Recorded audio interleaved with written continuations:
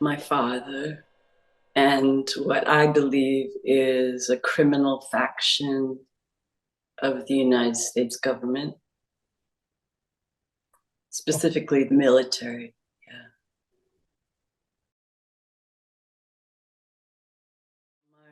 Yeah. At the age of 4, my father told my mother he was taking me to work with him, but he was actually taking me to different locations where I experienced,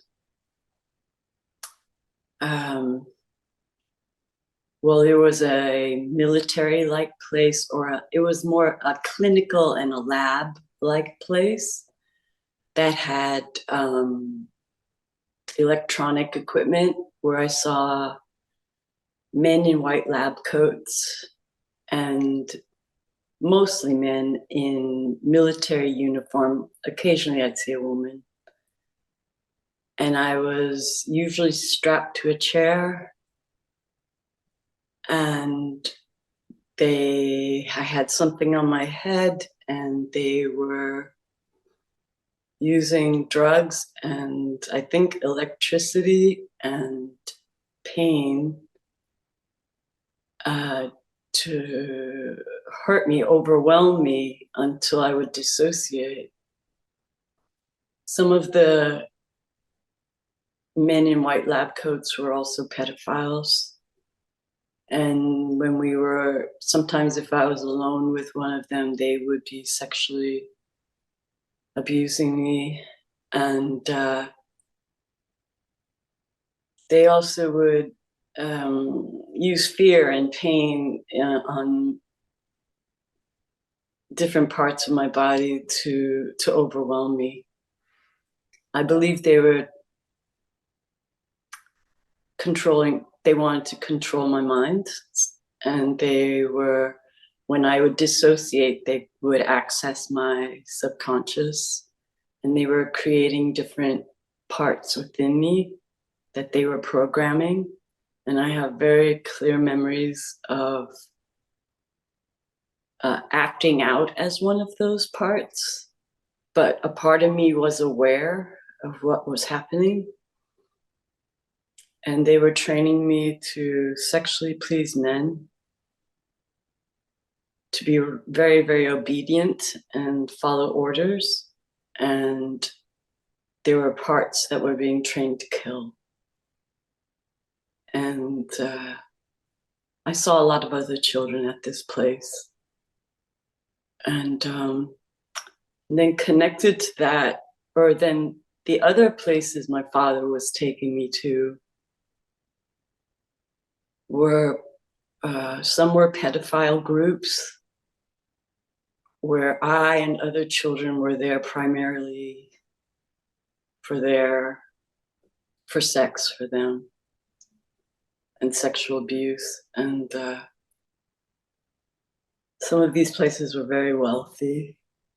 And then the other group of places I was brought to were places where men and women, mostly men, were doing some kind of an occult practice, a kind of ritual ceremonies. Sometimes they included orgy-like things around them. And I was brought there to be used in these rituals where it seemed like it was part of their religion, I guess, to something about defiling innocence, hurting innocence, and having sex with the child was an incredible, powerful thing, or an offering to the entity they worshipped. And so I feel all these 3 different kinds of groups were connected, and as part of the ritual group, these people did I saw children being killed, and I saw babies being killed, and they would practice a kind of blood drinking and cannibalism as part of their religion. And I believe all three of these kinds of locations, the pedophile groups, the ritual groups, and the military kind of lab place, were all connected. There were times in the military mind control place, I was shown films of rituals.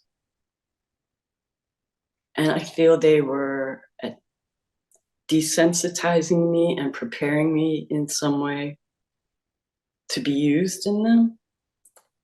But they also wanted me to be robotically obedient and to do whatever I was told, and not to have any emotional reactions. Everything had to be repressed.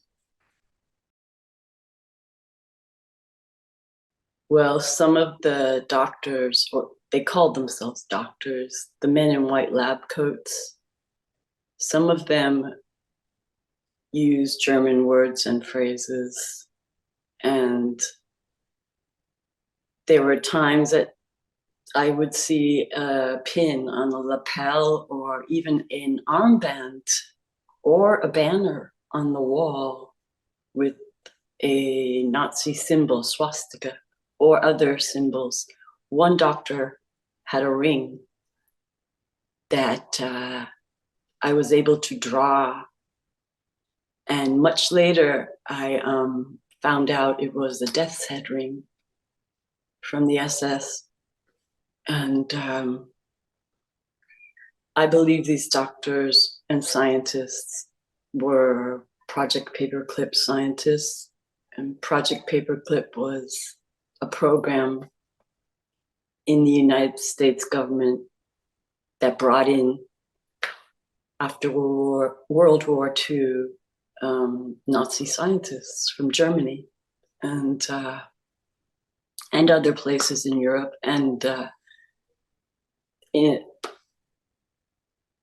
But I also know that a lot of these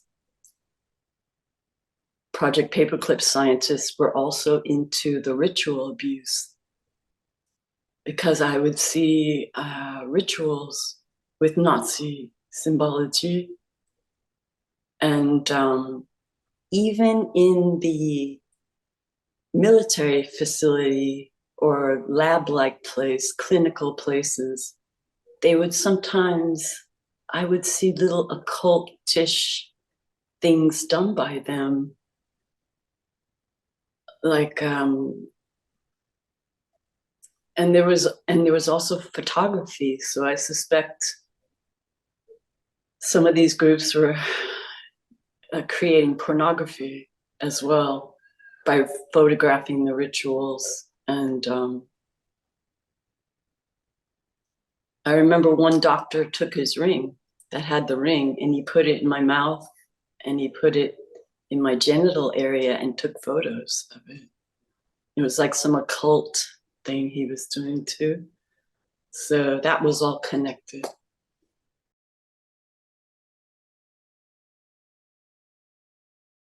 The children and myself were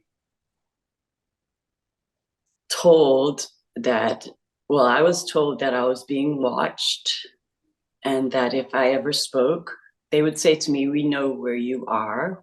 We're," and if I ever spoke, they would find me. They would know how to find me and get me, and I would be hurt very badly or killed.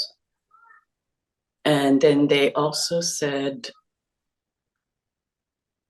that if I did not obey, other children would be hurt or killed. And I saw children being hurt, and I believe killed. As an example to other children, they had they considered some of the children expendable. And I also saw animals killed, and they would say to me, "It's because you didn't obey." And also, I would see my father in the room, in the lab-like places when they were torturing.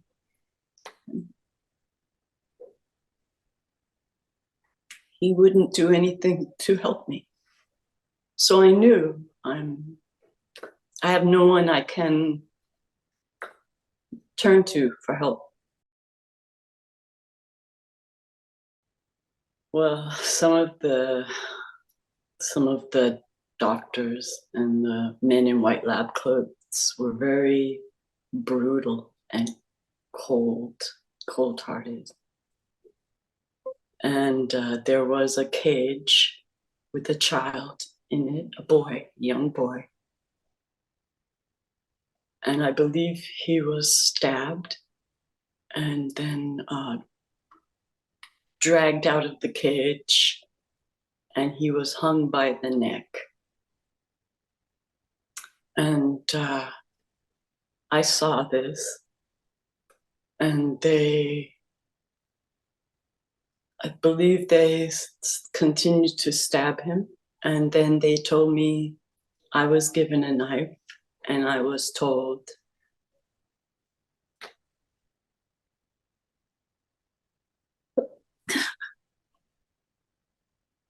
oh, I have to help kill the boy. And I refused. And they said to me, if you do not obey, we will continue to kill children in this way until you do. So I felt I had to help, or else other children would die. Well, my experience has been that love is stronger than their fear and manipulation and their brutality. And I had to learn how to love myself, and I'm still learning, but the more I learn to accept myself, appreciate myself, support myself, and validate myself, which I believe are aspects of love, that energy has strengthened me, and it has allowed me to face my fear and overcome them one step at a time. So I believe ultimately love is the most powerful energy.